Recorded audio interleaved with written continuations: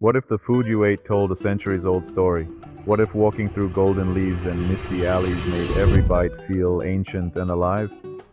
I didn't think a simple trip would crack open a world of tradition, flavor, and depth, but that's exactly what happened the moment I stepped into Romania's autumn. And I haven't looked at a plate the same way since. So I did what any food adventure seeker would do. I stayed longer, I asked locals, I ate nervously at places without English menus. I got lost on purpose and let the flavors find me. From the time-smooth gates of Transylvanian villages to pocket-sized food stalls in Bucharest, from lakeside parks to fairy tale town squares, I discovered that Romanian cooking is a poetic fusion of peasant strength, imperial influence, forest lore, and grandmother wisdom in this journey. My journey started in Bucharest, an urban sprawl where East and West have debated their influence through architecture, language, and of course, cuisine. That first morning, with coffee in hand under a canopy of changing leaves, I wandered beyond what any travel guide could have calculated. I trailed down wide streets that suddenly turned into alleys whispered about in half-visible signs. There were layers to everything, buildings, stories, and flavors.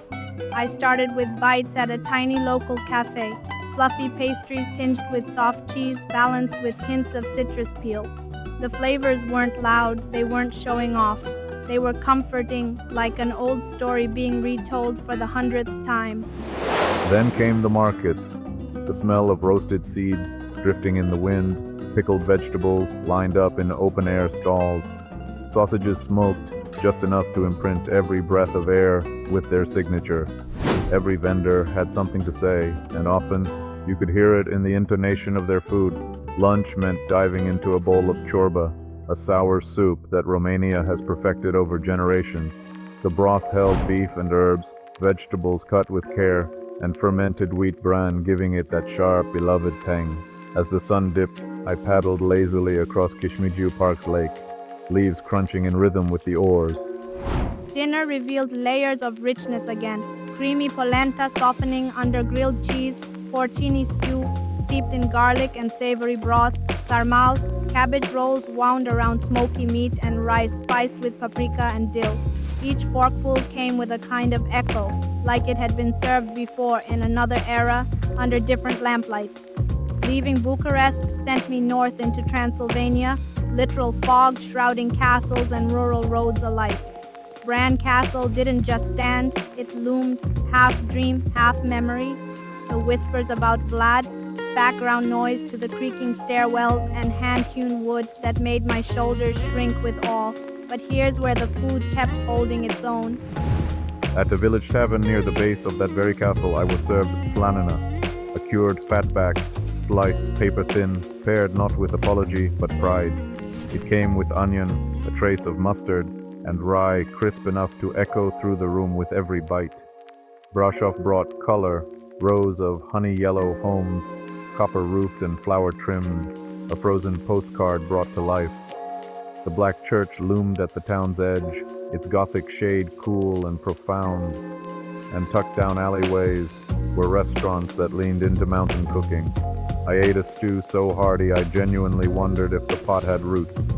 Tender beef mingled with horseradish and root vegetables, married slow enough to sing in your mouth. Dessert was papanashi, cheese donuts, deep-fried, warm in the center, covered in tangy sour cream and tart fruit preserves. It's not a dessert that asks you to be delicate, it asks you to be happy. In Cluj-Napoca, my final landing, I sensed time folding inward. Here, days felt longer, or maybe just richer.